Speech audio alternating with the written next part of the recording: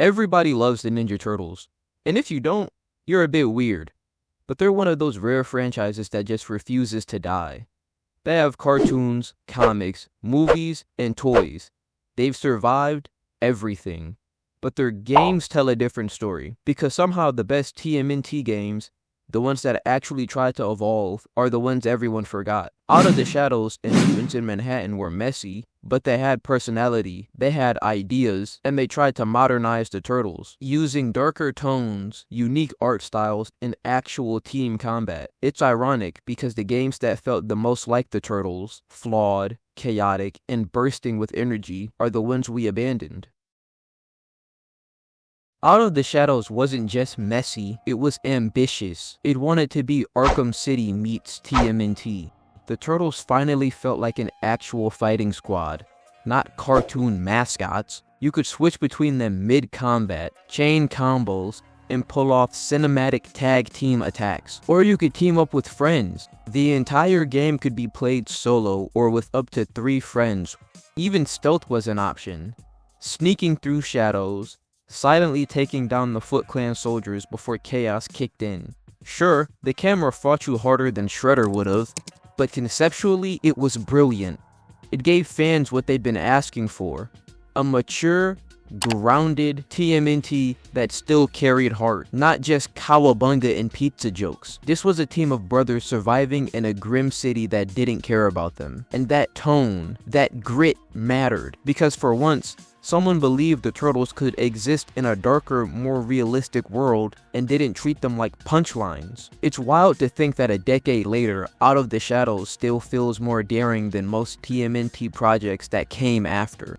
The game's biggest problem wasn't its concept, it was its execution. If it had a proper budget and an extra year in development, this could have been the Turtles' Arkham moment, but instead of getting that second chance, Out of the Shadows got quietly dislisted from the digital stores in 2016.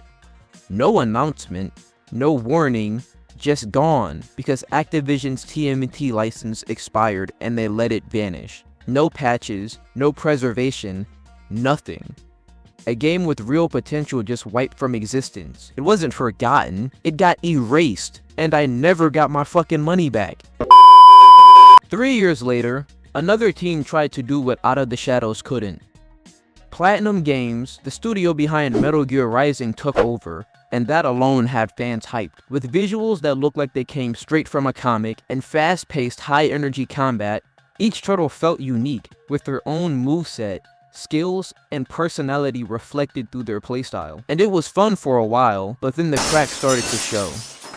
Repetitive missions, copy and paste boss fights, and environments that felt empty. The truth is, it was rushed, because Activision's license with Nickelodeon was about to expire, so the game was pushed out the door half-baked. And that's the real tragedy, because the ideas were solid. It was a modern take with style, rhythm, and flow. It had heart, it just didn't have time.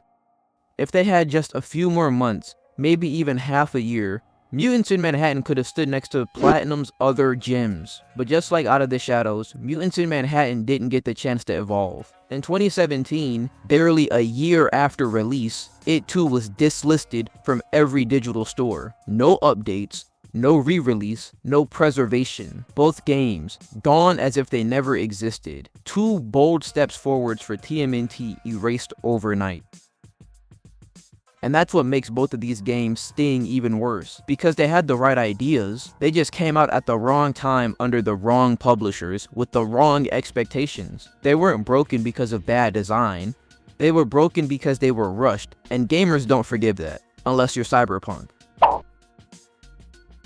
But here's what's ironic. Both of these games had more ambition in failure than most safe reboots have in success. You see, Out of the Shadows and Mutants in Manhattan shared one thing in common. They tried.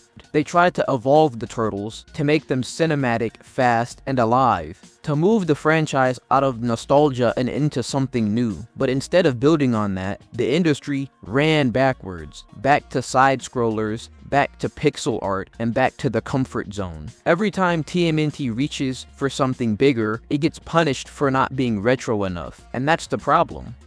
Because these two games weren't failures, they were blueprints. Blueprints for what TMNT could have been in modern gaming. Imagine if someone picked up those concepts, the squad mechanics, the gritty tone, the cinematic presentation, and actually finished the job. We could have had a TMNT universe that evolved alongside Arkham, Spider-Man, God of War.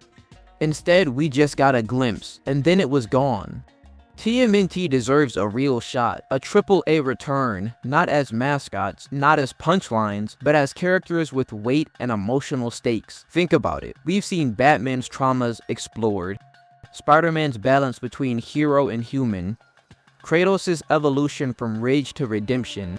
Why can't we do that for the Turtles? They're brothers born from mutation, raised in shadows, struggling between humanity and monstrosity. That's a breeding ground for storytelling. You could build something raw and powerful, a narrative-driven TMNT game where teamwork actually matters, where stealth, emotion, and brotherhood collide. Because the Turtles have depth, we've just never seen it explored properly in games. The truth is, both Out of the Shadows and Mutants in Manhattan weren't perfect, not even close, but they tried to move the franchise forward. They wanted to make the Turtles matter again, not as nostalgia bait, but as modern heroes with grit and depth, and that's something most TMNT games since haven't even attempted. Out of the Shadows felt like brothers fighting through the night, while Mutants in Manhattan looked like a comic book come to life. Both failed, but they failed boldly, and maybe we need more of that, because the ones who tried to give the Turtles an identity beyond pizza jokes and catchphrases are the ones that got delisted and forgot about. And that's the real tragedy. Not that they failed, but because the industry won't let them be more. For a brief moment, they weren't mascots. They were ninjas